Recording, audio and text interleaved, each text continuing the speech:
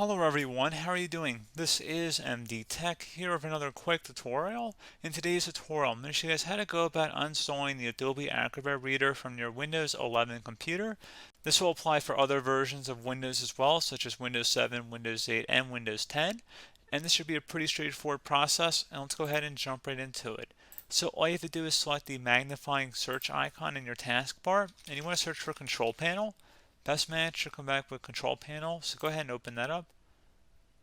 Set your view by to large icons, and then select Programs and Features.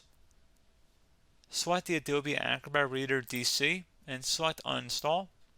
It's going to ask, are you sure you want to uninstall Adobe Acrobat Reader? Go ahead and select Yes. Select Yes if you receive a user account control prompt.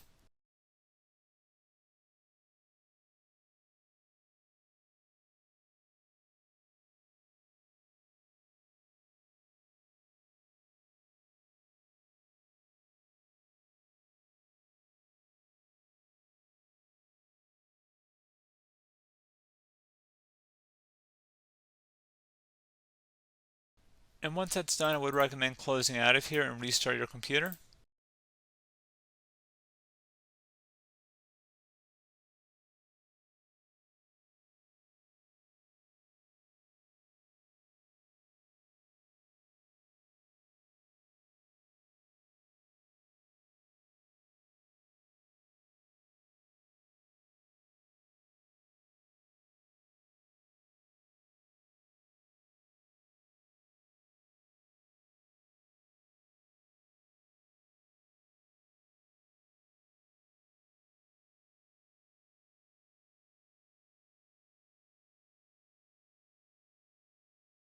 So there you go, guys. Pretty straightforward process. Do hope I was able to help you out, and I do look forward to catching you all in the next tutorial.